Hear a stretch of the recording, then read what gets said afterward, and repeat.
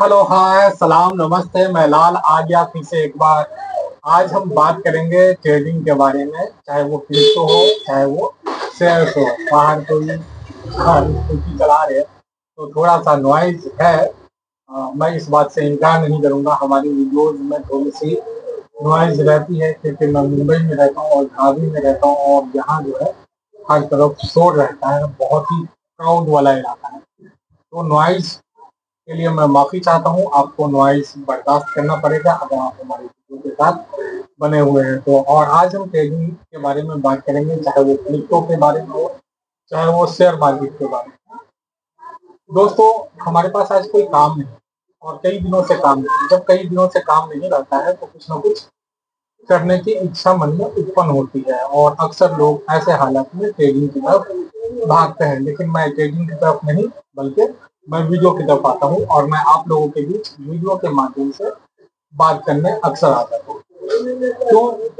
क्योंकि कोई काम नहीं है, तो ऐसे वक्त को मैं सोचता हूँ कि यूटिलाइज किया जाए, थोड़ा सोशल हो लिया जाए, थोड़ा लोगों के बीच में आ जाए। मैंने बहुत सारे लोगों को ऐसा देखा है, मेरे आस-पास जो लोग रहते हैं, उन्होंने ट्रेडिंग में अपना करियर बनाने की कोशिश की, और उन सभी लोगों के बीच एक नाम अक्सर गूंजता है, और वो है हर्षद मेहता। बताया जाता है कि हर्षद मेहता वो काबिलियत रखता था कि मतलब फर्श से अर्श तक का सफर जो है आसानी से तय किया। लेकिन आप ये देखेंगे कि किसी भी ऐसे हर्षद मेहता या इस तरह के बहुत सारे लोग जो ट्रेडिंग आजकल एक बहुत अच्छा नाम सामने आ रहा है, जावेद हबीब का।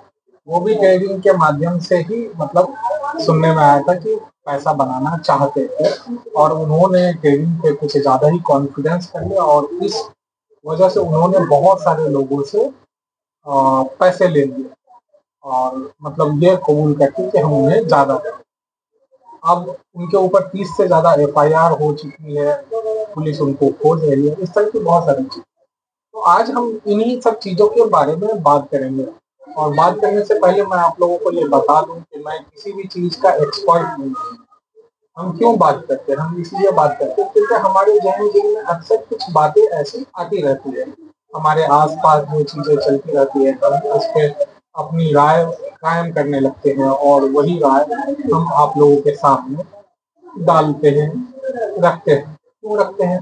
क्योंकि लोग अक्सर जो सोचते हैं, जो समझते हैं, जैसा कि मैं सोचता हूँ, मैं समझता हूँ, अगर इस बातों को मैं अपने अंदर से नहीं निकालूँगा, तो मैं अंदर ही अंदर मतलब डिस्टर्ब हो जाऊँगा। तो मुझे लगता है कि उन सब बातों को निकाल देना चाहिए।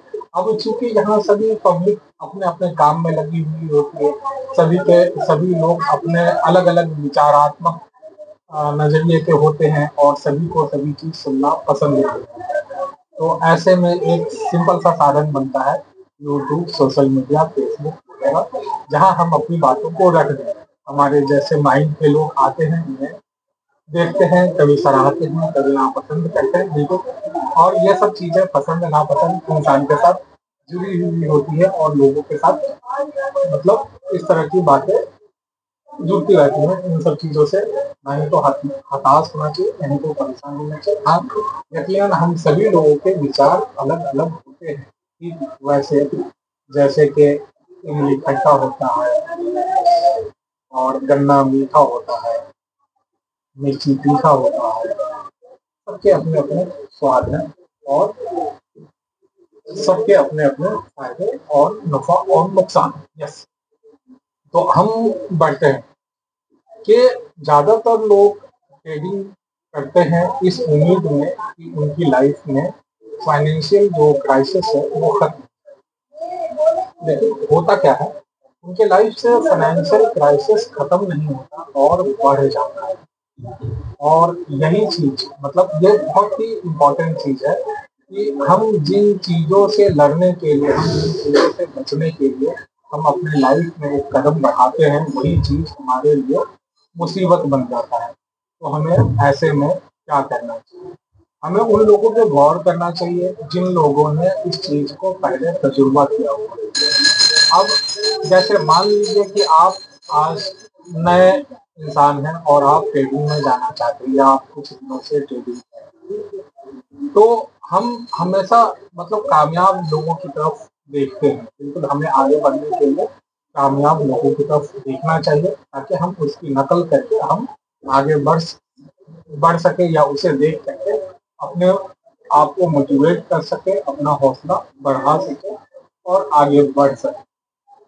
लेकिन उन लोगों की ज़िंदगी पे भी गौर करना चाहिए जो कामयाब हो करके फेल हुए हैं या जो कामयाबी के रास्ते पे चल के बर्बाद हुए। अब आप मुझे ये बोलेंगे कि कामयाबी के रास्ते पे चल के लोग कैसे बर्बाद हो? यकीनन बहुत सारे लोग जो ऐसे हैं जिन्होंने ये सोचा कि हम बचत करेंगे और ऐसी बहुत सारी स्कीमें आई, चीट फंड वगैरह और ऐसी बहुत सारी स्कीमें जिसके बारे में आप सभी जानते हैं। उन्होंने लोगों ने थोड़ा-थोड़ा पैसा जमा किया और उन्हें कामयाबी नहीं मिली क्योंकि उनके पैसे उन्हें वापस नहीं मिले। यानी कि वो जो कंपनियाँ थी या बैंक थे, उन्हें वो पैसा देने में असमर्थ थे। कहने का मतलब ये है कि हम ज़रूरी नहीं कि हम अगर कामयाबी के रास्ते पे चल रहे हैं, वो रास्ता जिस पे चल कर के लोग कामयाब होते हैं, वो रास्ता जिस रास्ते पे चलने के बाद सभी लोग ये कहते हैं कि यहाँ से मतलब आपकी लाइफ में बदलाव आएगा, ज़रूरी नहीं कि हम वहाँ भी कामयाब हों। सिंपल सा बात। हम जिस रास्ते पे चल रहे हैं, हम उसे मतलब धीरे-धीरे रास्ते मान रहे हैं, लेकिन हो सकता है कि वो धीरा-धीरा ना हो, हमारी सहम हो, हमारा गलतफ़हमी हो और हम ऐसे रास्तों पे जब चलें तो हमें चाहिए कि हम पीछे जो इन रास्तों पे चले हुए उनके लाइफ का तजुर्बा हासिल करें, उनके लाइफ से कुछ सीखें। तो आज हम बात करेंगे। देखिए जो मैं बातें कर रहा हूँ वो कोई रिसर्च पेपर के आधार पर बातें नहीं है।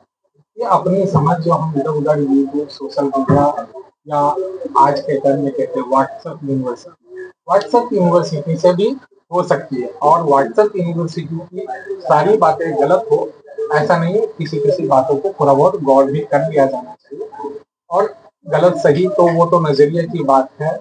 अगर कोई मतलब अलग नज़रिया रखता है तो दूसरे नज़रिया वाले उसे गलत ही मानते हैं। गलत सही वो बहुत ही डिफरेंट मामला है। आप जिन चीज़ों को गलत मानते हैं, हो सकता है कि कोई उसे सही मानता हो और उसके लिए वो सही हो।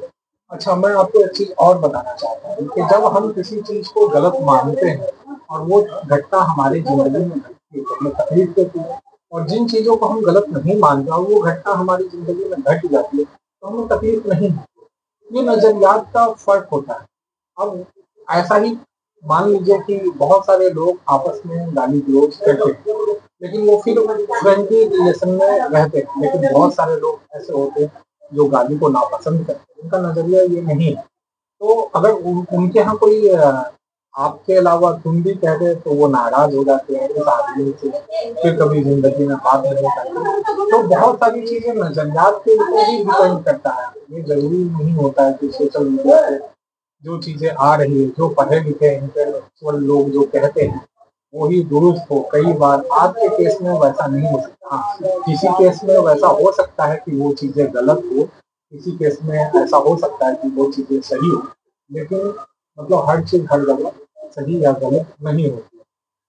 मैं फुर्सत में हूँ, मेरे पास कोई काम नहीं है और इसलिए मैं आपके सामने यूँ ही यहाँ-वहाँ की बातें कर रहा हूँ, लेकिन मेन मुद्दा है, हम बात करने जा रहे हैं ट्रेडिंग के बारे में, जो कि मतलब शेयर मार्केट या क्रिप्टो के बारे में बात करते हैं, क्रिप्टो और शेयर मार्केट। तो दोस्तों मैं आपको ये बता दूँ कि क्रिप्टो और शेयर मार्केट में अक्सर ये चीज़ देखा गया है। लोग ये कहते हैं कि किसी भी चीज़ को इतना खरीदो, जब ज़्यादा लोग खरीदने लगते हैं या बहुत सारे लोग खरीदने लगते हैं, तो उस चीज़ की डिमांड बढ़ने लगती है और ये बात बहुत हद तक सही भी है। मैं इस बात से इनकार नहीं करता।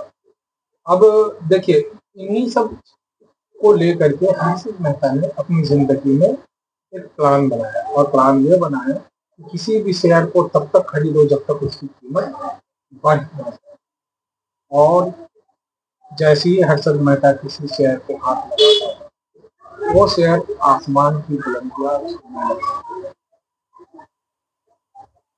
और इससे हर्षद मेहता ने, इन सब चीजों से हर्षद मेहता ने काफी कमाई। लेकिन जब मास्टर की हर्षद मेहता के पास आ चुका था, लोग इतने सारे इन्वेस्टर जब उनकी बातों पे पैसा लगाने को तैयार है, बैंक जिन्होंने अपने दरवाजे खोल दिए हुए थे, तो फिर हर्षद मेहता नुकसान में क्यों हुआ? हर्षद मेहता बैंक का पैसा क्यों नहीं चुका? हर्षद मेहता को जेल क्यों जाना पड़ा? इम्पोर्टेंट है ना कि जिस आदमी के हाथ में फाइनेंशियल, किसी मुल्क का फाइनेंशियल की हो, बैंक अपने दरवाजे खोल दे, इन्वेस्टर उनके कहने पे किसी भी शेयर में पैसे लगाने को तैयार थे, और फिर भी हर्षद मेहता फेल हो जाए, तो सोचने वाली बात तो है। अब रिसर्च पेपर भले से कुछ है, क्योंकि मैं तो रिसर्च पेपर पढ़ा नहीं हूँ और मैं आपके सामने रिसर्च वाली बात को मैं कर नहीं रहा, क्योंकि देखिए रिसर्च भी नजरियात के बिना पर डिपेंड करता है कि रिसर्च करने वाला कैसा है या रिसर्च करने वाला कौन है, वो खुद किन चीजों में बिलीव रखता है और वो खुद किन चीजों में बिलीव नहीं रखता है, इससे बहुत ज्यादा फर्क पड़ता है रिसर्च। और मैं तो रिसर्च नहीं किया हूँ, मैं एक आम आदमी हूँ जो सोशल मीडिया से ज्ञान हासिल करता हूँ और फिर व्हाट्सएप यूनिवर्सिटी से ज्ञान हासिल करता हूँ, तो यकीनन मेरा जो ज्ञान है वो थोड़ा सा अलग होगा। और क्योंकि ये पढ़े लिखों के बीच का ज्ञान नहीं है, तो बहुत ज़्यादा हो सकता है कि ये प्रैक्टिकल बेस्ड हो और पढ़े लिखे लोगों को हमारी बातों से नीचे लग सकती है, क्योंकि पढ़े लिखे लोग अक्सर जो बात करते हैं वो किसी पॉइंट पे इस तरह से बात करते हैं जैसे यकीनन उन्होंने उन चीज़ों को होते हुए देखा हो। जैसे मान लीजिए कि बिग बैंग के बारे में हम बात करते हैं, तो अक्सर पढ़े लिखे लोग बात करते हैं कि ये दुनिया ऐसे बनी थी, लेकिन आप ये पूछो कि बिग बैंग होते हुए किसने देखा? किसी ने नहीं देखा। बिग बैंग थ्योरी के बारे में लोग बात ऐसे करते हैं जैसे सच में कुछ घटना ऐसी हुई है जैसे उनके नजर के सामने हुई है, और इस तरीके से वो बयान करते हैं। लेकिन जब मैं उनसे पूछूं कि क्या ये आपके नजर के सामने घटना है, तो वो तो हुआ नहीं है। तो फिर आप ऐसी पुख्तगी के साथ, ऐसी मजबूत मतलब गट के साथ आप ये कैसे कह सकते हैं कि बिग बैंग ऐसे हुआ? तो पढ़े लिखे लोग जरूरी नहीं है कि मतलब उनकी वो जो कह रहे हैं वो सही हो। जो चीजें कई बार ऐसा होता है जो कम पढ़े लिखे लोग होते हैं वो भी दुनिया में बहुत ज्यादा चेंजेस लाते हैं, बदलाव लाते हैं, समझ रहे हैं, और ऐसी बहुत सारी घटनाएं इस दुनिया में हो रखी है। बहुत सारे आइडियोलॉजी जो मतलब कम पढ़े लिखे लोगों के बीच से पॉपुलर हुई है। बहरहाल मैं काम नहीं है और मैं सब्जेक्ट से बार बार भटक रहा हूँ, क्यों? क्योंकि जब आपके पास कोई काम नहीं होता, आप नहीं बैठे हुए होते हैं लोगों से बात करने के लिए, तो हो सकता है कि आपके मुद्दे इधर उधर हों। और क्यों होते हैं? क्योंकि असल में हम आपके साथ में इस सोशल मीडिया के माध्यम से, इस यूट्यूब वीडियो के माध्यम से लाइफ को एंजॉय कर रहे हैं, हम हमारे विचारों को फेंक रहे हैं ताकि हम मेंटली हल्के हो जाए, हमारा मन हल्का हो जाए, और इसलिए हम आप लोगों के सामने बात करते हैं। आपके मन में विचारें उठती है तो आपको बात करनी चाहिए। आज के टाइम में सभी लोग यहाँ वहाँ रहते हैं, काम में बिजी रहते हैं, सब अपने नजरिए की तरफ भाग रहे होते हैं, सब अपने विचार के साथ बधे हुए होते हैं। सभी ने मतलब अपने आँख पे वो चश्मा लगाया हुआ है जो वो देखना चाहते हैं, और ऐसे में लोग एक दूसरे के शब्दों की कदर नहीं करते, और मैं भी नहीं करता हूँ, और मुझे लगता है कि आपको भी नहीं करनी चाहिए। आपको जो समझ में आता है उसे आप माने, यकीनन। तो हम लोग ये बात कर रहे थे कि हर्षद मेहता का जो बात है, जब पूरी दुनिया यानी कि पूरा देश उनकी बात पे शेयर्स खरीदने को तैयार था, उनकी बातों पे बैंक उन्हें पैसे देने को तैयार था, और जब वो इतना माइंडेड था, वो किसी भी शेयर को हाथ लगा दे उसकी कीमत बढ़ जाए, तो फिर हर्षद मेहता को जेल क्यों है? हर्षद मेहता नाकामयाब क्यों है? हर्षद मेहता के ऊपर इतने सारे कर्ज कैसे हुए? हर्षद मेहता चीटर्स कैसे? तो दोस्तों, इन सारी चीजों के अंदर जो एक चीज छिपा हुआ है वो ये छिपा हुआ है कि हर्षद मेहता अगर मान लीजिए या कोई भी एग्जाम्पल के लिए मैं अगर किसी शेयर को बार बार बहुत ज्यादा तादाद में खरीदता हूँ और फिर मैं अपना प्रॉफिट निकाल लेता हूँ, मतलब जब शेयर के दाम बढ़ जाएंगे और मैं उसे बेच लूंगा, तो लोगों को मेरे काम करने का पैटर्न का पता चल जाएगा, क्योंकि मैं बार बार वही चीज कर रहा हूँ।